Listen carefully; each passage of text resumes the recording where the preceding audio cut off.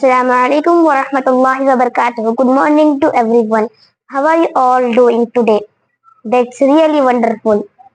I am Aisha and I'm the student of the Summer Personality Development Workshop. I would like to thank the team of the Summer Personality Development Workshop for giving me a chance to enhance my communication skills. Today I am going to speak about family relations. My dear brothers and sisters, sometimes we are good outside but forget our own family. The Prophet ﷺ said, Man kana yu'minu billahi falyasir rahima.